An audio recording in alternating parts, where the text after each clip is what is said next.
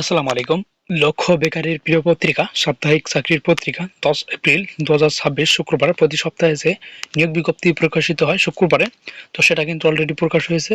তো এখানে কি কি পদে আপনারা আবেদন করতে পারবেন এবং কি কি নিয়োগ বিজ্ঞপ্তি প্রকাশিত হয়েছে, যদি আপনারা এই ভিডিওটা সম্পূর্ণ মনোযোগ দিয়ে দেখেন তাহলে কিন্তু আপনাকে বাজার থেকে 10 টাকা দিয়ে এই নিয়োগ বিজ্ঞপ্তিটা কিন্তু কেনা লাগবে না। সো ভিডিওটা অত্যন্ত গুরুত্বপূর্ণ, তাই ভিডিওটি মনোযোগ দিয়ে দেখুন।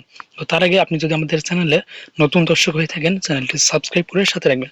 তো প্রথমে যে নিয়োগ বিজ্ঞপ্তিটা দেখতে পাচ্ছেন কারা অধিদপ্তরের চাকরি, এখানে 472টি পদে কিন্তু নিয়োগ বিজ্ঞপ্তি প্রকাশিত হয়েছে। এরপরে কাস্টমস হাউস মোংলা, এখানে 61টি পদে নিয়োগ বিজ্ঞপ্তি প্রকাশ হয়েছে।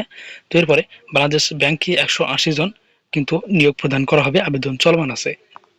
তো এরপরে বাংলাদেশ কৃষি গবেষণা ইনস্টিটিউট, এখানে 191টি পদে নিয়োগ বিজ্ঞপ্তি প্রকাশিত হয়েছে। এরপরে গাজীপুর সিটি কর্পোরেশন, এখানে 44টি পদে নিয়োগ বিজ্ঞপ্তি প্রকাশিত হয়েছে। এরপরে তথ্য ও সম্প্রচার মন্ত্রণালয়, এখানে 68টি পদে নিয়োগ বিজ্ঞপ্তি প্রকাশিত হয়েছে।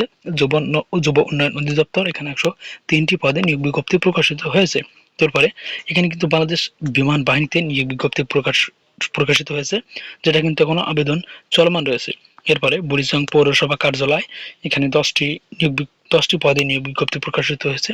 এরপরে বাংলাদেশ সাবমেরিন কেবলস পিএলসি, এখানে 10টি পদে নিয়োগ বিজ্ঞপ্তি প্রকাশিত হয়েছে। এরপরে বাংলাদেশ সেতু কর্তৃপক্ষ, এখানে 17টি পদে নিয়োগ বিজ্ঞপ্তি প্রকাশিত হয়েছে। তো